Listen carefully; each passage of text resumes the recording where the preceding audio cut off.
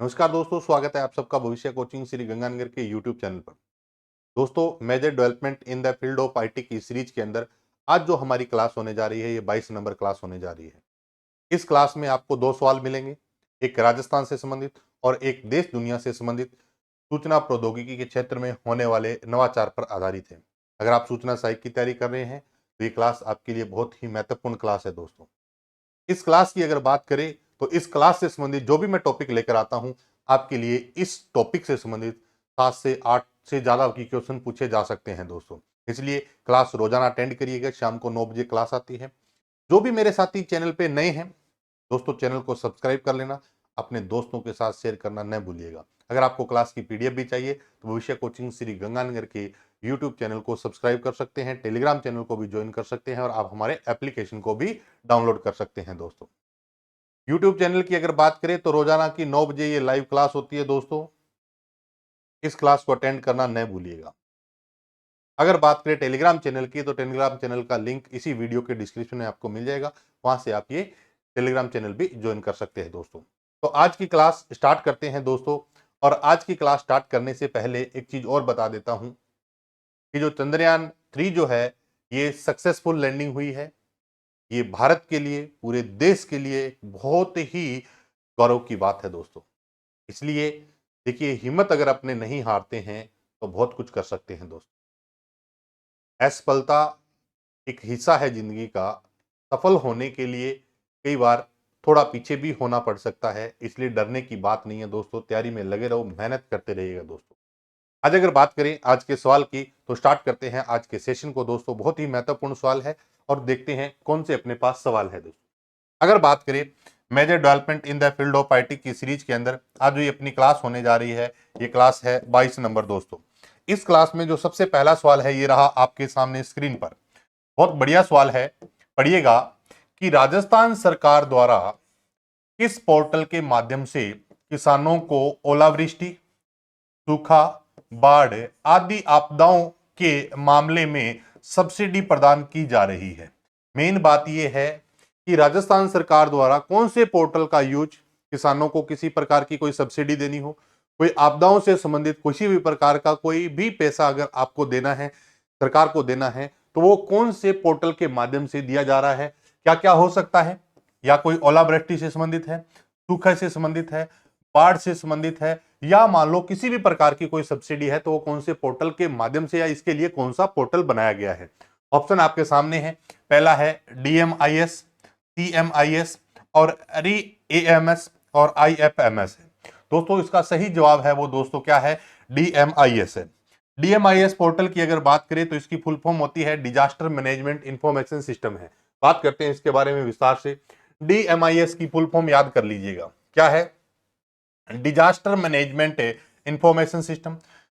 DMIS इस portal में आपदा चरणों के दौरान, पूर्व और बाद में दी जाने वाली सहायता गतिविधियों की विस्तृत श्रृंखला के परिचालन प्रक्रिया को शामिल किया गया है। मेन बात यह है कि किसी भी चरण की अगर बात करें, कोई चरण चल रहा है उसके दौरान, उससे पहले की बात करें या इसके बाद की भी बात करें, तो ये सारी की सारी सुविधाएं हैं। इसके लिए कौन सा पोर्टल बनाया गया दोस्तों, DMIS है। DMIS का मतलब क्या है आप सबको पता चल गया है, डिजास्टर मैनेजमेंट इंफॉर्मेशन सिस्टम है। दोस्तों, इस पोर्टल का जो मेन उद्देश्य है वो ये है कि जितनी भी कोई आपदाओं से संबंधित जितनी भी राशि है, सब्सिडी है, वो देने के लिए कौन सा पोर्टल है, तो हम कह सकते हैं DMIS है। दोस्तों, बहुत बढ़िया सवाल है। DMIS की फुल फॉर्म भी आपको पता होनी चाहिए। अब अगर बात करें तो दूसरा जो हमारे पास ऑप्शन है दोस्तों वो क्या है, CMIS है। CMIS की अगर बात करें तो CMIS क्या है, चीफ मिनिस्टर इंफॉर्मेशन सिस्टम। ये भी अपनों ने पीछे क्लासेज में बात की है। CMIS की फुल फॉर्म क्या है, चीफ मिनिस्टर इंफॉर्मेशन सिस्टम है।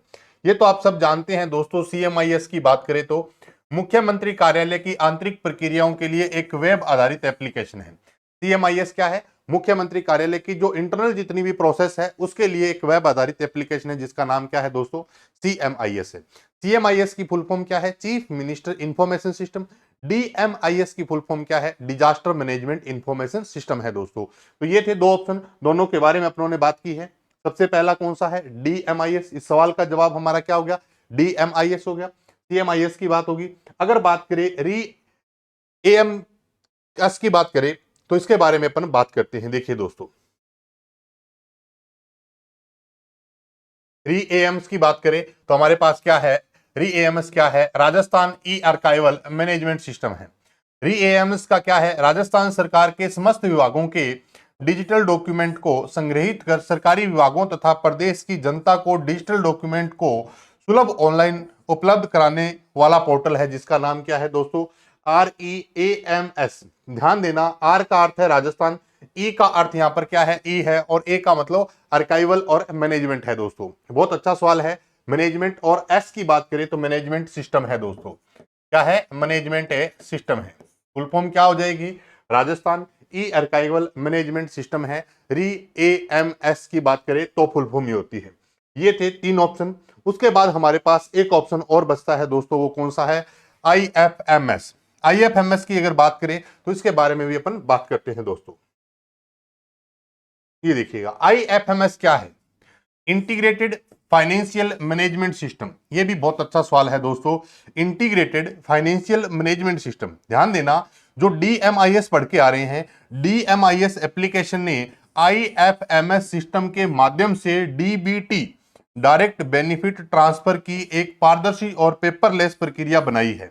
ध्यान देना, DMIS एप्लीकेशन ने IFMS सिस्टम के माध्यम से डायरेक्ट बेनिफिट ट्रांसफर की एक पारदर्शिता और पेपरलेस का मतलब कि किसी भी प्रकार के पेपर का यूज नहीं किया जाएगा। दूसरा क्या है, पारदर्शी, यानी कि ट्रांसपेरेंसी जो है वो रहेगी, हर व्यक्ति अच्छे तरीके से चेक कर सकता है, देख सकता है, यानी कि गुप्त कोई बातें नहीं होगी। तो इसमें हमारे पास क्या है, ट्रांसपेरेंसी है दोस्तों। तो हमारे पास क्या है, DMIS जो एप्लीकेशन ने IFMS सिस्टम के माध्यम से ये जो डायरेक्ट बेनिफिट ट्रांसफर की सुविधा दी है, वो किसके माध्यम से दे रहे हैं, तो आप कह सकते हैं सर IFMS की। तो सवाल कैसे बन सकता है, आपदा के लिए कौन सा पोर्टल बनाया गया, DMIS है। DMIS की जो भी राशि होती है वो किसके माध्यम से दी जा सकती है, IFMS है। IFMS किसका यूज करता है दोस्तों, DBT का, डायरेक्ट बेनिफिट ट्रांसफर की अगर बात करें तो इस पर काम करता है। तो ये था दोस्तों सबसे पहला सवाल, और आज का सवाल है, ये काफी इंपॉर्टेंट सवाल है दोस्तों। तो पहला इस सवाल का जवाब क्या हो गया, DMIS हो गया। उसके बाद CMIS की बात करें तो चीफ मिनिस्टर से संबंधित बात की है।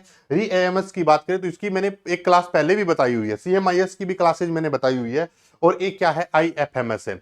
एक तो इन चारों की आपको क्या होनी चाहिए, फुल फॉर्म अच्छे तरीके से याद होनी चाहिए दोस्तों। पुराना पेपर अगर उठा के देखोगे सूचना सहायक का, तो उसमें फुल फॉर्म के भी सवाल बहुत पूछे गए हैं। तो इस तरीके की जो भी आपके सामने फुल फॉर्म आती है, अच्छे तरीके से उस सवाल को ध्यानपूर्वक पढ़िएगा और उसके बाद जवाब दीजिएगा। अब चलते हैं नेक्स्ट क्वेश्चन की तरफ।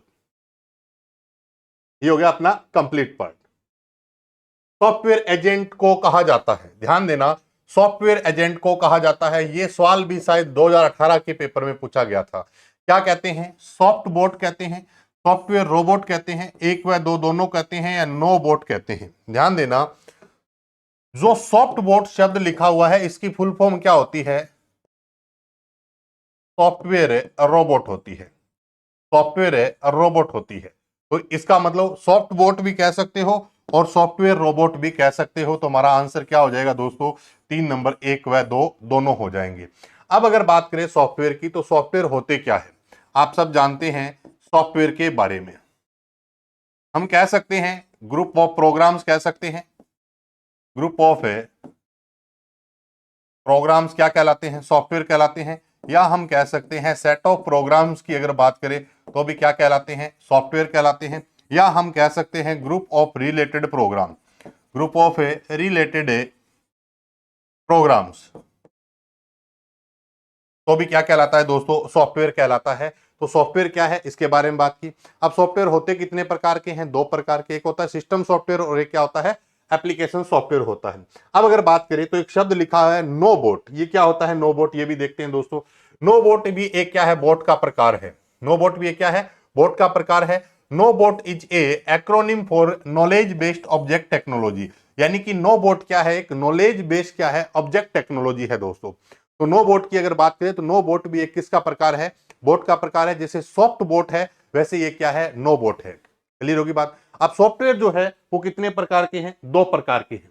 एक आप सब जानते हैं हमारे पास होता है सॉफ्टवेयर कौन सा, सिस्टम सॉफ्टवेयर, एक अपने पास कौन सा होता है, एप्लीकेशन सॉफ्टवेयर। अब सिस्टम सॉफ्टवेयर की अगर बात करें तो हमारे पास क्या क्या हो सकते हैं, जैसे ऑपरेटिंग सिस्टम है, ऑपरेटिंग सिस्टम है।